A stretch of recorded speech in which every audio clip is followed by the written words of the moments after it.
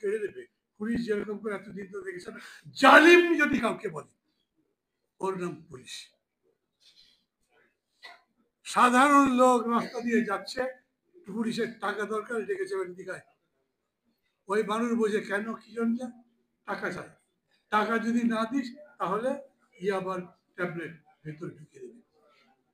ওই পুলিশ দিয়ে ভোট করতে পারবেন? গতবারে ভোটের দিন আগের রাত্রে ভোট করে ফেলেনি যারা, সেই তো পুলিশ যারা এইবারে ভোট করবে হাবি যাবি, এই পুলিশ দিয়ে ভোট করতে পারবে? পুলিশ ব্যবস্থা বদলাতে হবে।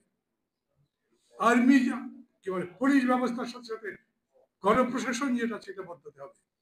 আর সমস্ত লেভেলের লোয়েস্ট লেভেল পর্যন্ত আপনাকে সংস্কার করতে হবে নির্বাচন কমিশনে, যাতে যার যেখানে ইচ্ছা সেখানে ভোট দিতে পারে।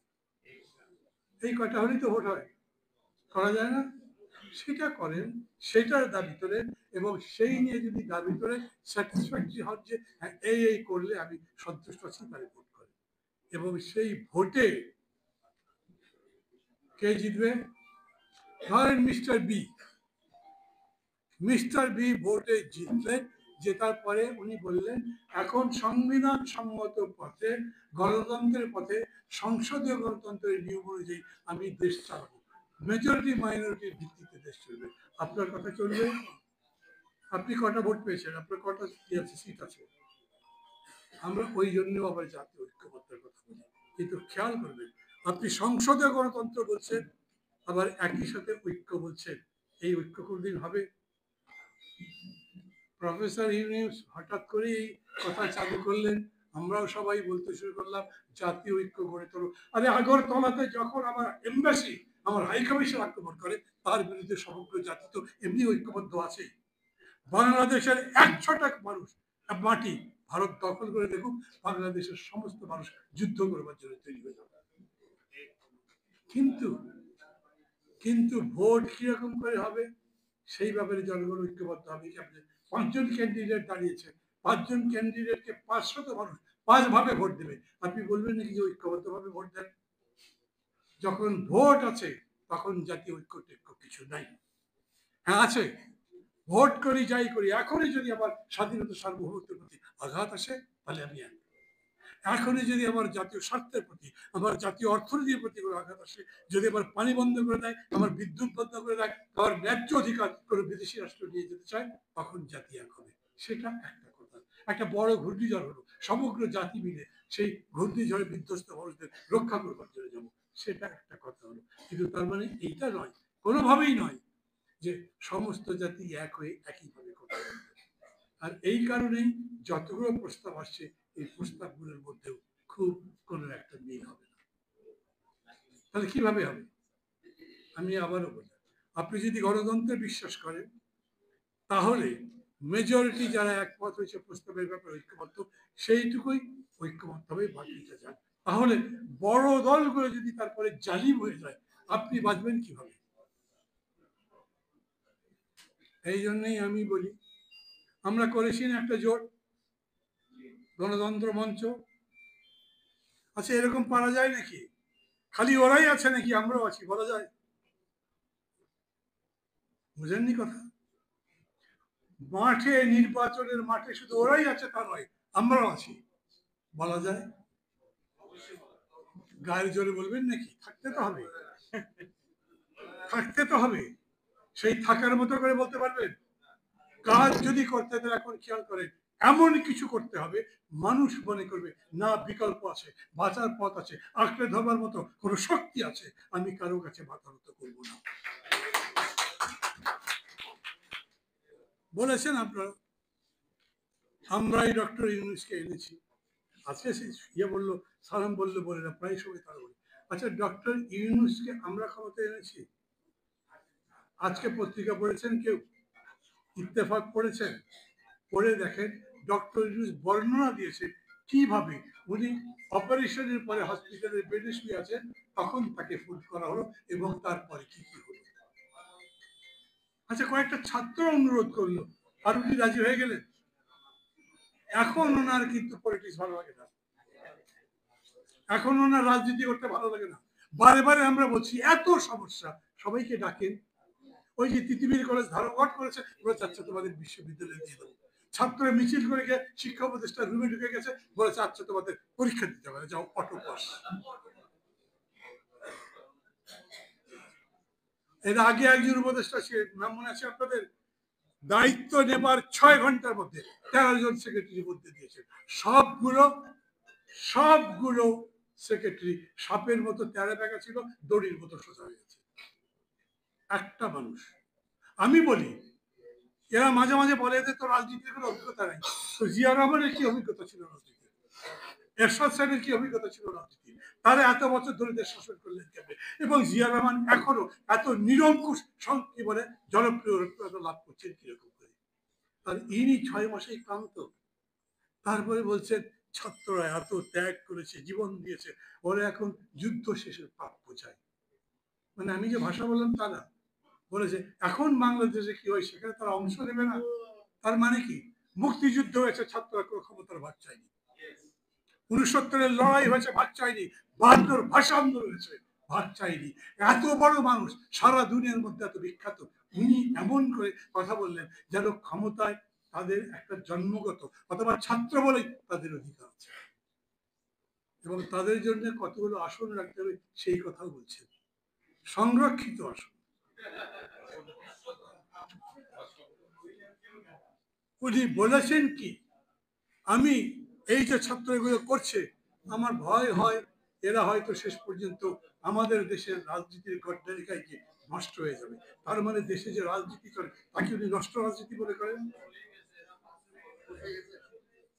আরে ভাই, ওইটা তো পচে গেছে না গেছে, ওদের গালাগালি করি কেন? আমাদের ছেলেদের মতো তাদের আমরা ভালো করতে চাই, ভালোই বলেন, কিন্তু উনি যে বললেন ওরাই আমার নিয়োগকর্তা, তো চাকরি ওরা দিলে উনি তাদের কথা শুনবে না, আমার কথা শুনবে? কিরকম কথা বলেন এত বড় বড় মানুষ। বললেন আমি তাদেরকে রাজনীতির জন্য সুযোগ করে দিতে চাই। আপনি সুযোগ করে দেবেন কি? প্রোটোকল দেবেন, গাড়ি দেবেন, হেলিকপ্টার দেবেন, মালপানিও দেবেন নাকি? কি সুযোগ দেবেন? তার কোন সংবিধানের বাইরে গিয়ে সুযোগ সুবিধা দেওয়ার ক্ষমতা আছে? উনি বলেনি কেন? মানে এই গভর্নমেন্ট নিরপেক্ষতা তো হারিয়েছেন, এটাই ঠিক। এই বিপদের মধ্যে এইরকম একটা সংকেতের সময় দাঁড়িয়ে আমি আপনাদের শুধু অনুরোধ করব, মেহরবানি করে অন্তত প্রতিদিন পত্রিকার খবরগুলো পড়েন, দেখেন কি হচ্ছে, দেশ কোন দিকে যাচ্ছে, রাজনীতি কোন দিকে যাচ্ছে। একটা সেমিনার করলাম খালি দলের নাম ফোটাবার জন্য, ওই নাম ফেটেই যাবে, ওটা ফুটে লাভ হবে না।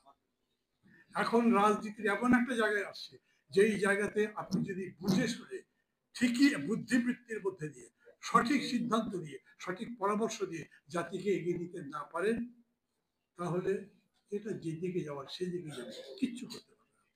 আজকে বহু লোক পাবেন যারা বলবে এই অভ্যুত্থানের যে লক্ষ্য ছিল সেটা ব্যর্থ হয়ে গেছে। 6 মাসে এমন কোন সংস্কার হয়েছে? এইবার আমি ভালো কথা দেখছি, যেমন ধরেন বলছে হাইকোর্ট সার্কিট বেঞ্চ সমস্ত ডিভিশন হেডকোয়ার্টার ভালো আছে না? কেউ ভালো করে খেয়ালই করেননি, তাহলে সংস্কার আন্দোলন কি করছে? আমি আবার বলি, কোন রাজনৈতিক দলের কর্মী যদি হন, তাহলে আপনাকে এটা জানতে হবে কি কি প্রস্তাব আসছে, কি কি হতে পারে, আমি কি কি বলতে পারি। আবার আমি আপনাদের জিজ্ঞেস করছি, হাইকোর্ট বিভাগের সার্কিট বেঞ্চ প্রত্যেকটা বিভাগে যদি একটা করে যায়, ভালো হবে না খারাপ হবে? আপনাদের জানতে হবে।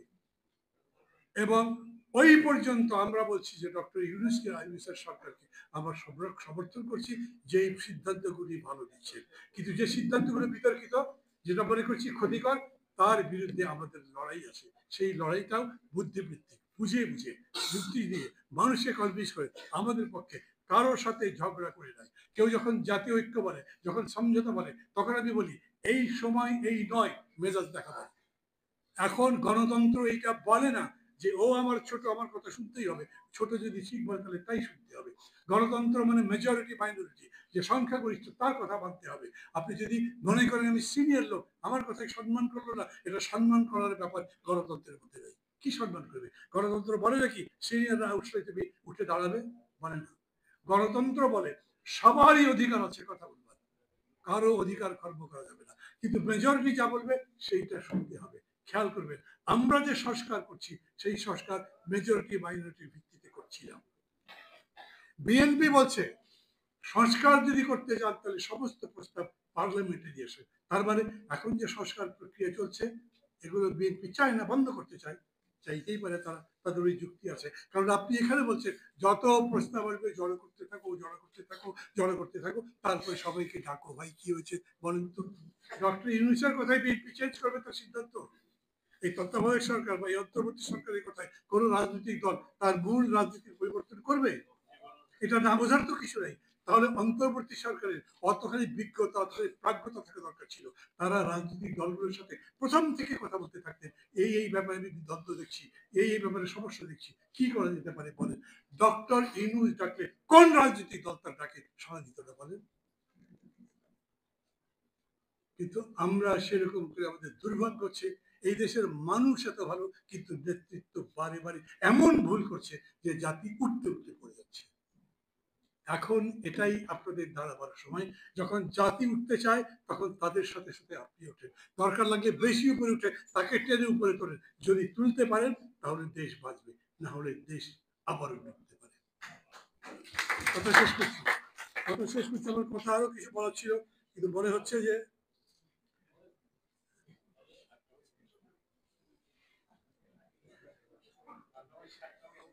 যে এই যে ধরেন আমরা বলি সরকার ব্যর্থ হোক তারপরে চাহিদা, সরকারের সাফল্য দেখাতে পারবে 6 মাসে।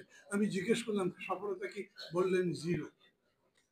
সব কিছু বাড়ে, রোড মানে ট্রাফিক জ্যাম, জিনিসপত্রের দাম কিছু করতে পারে না।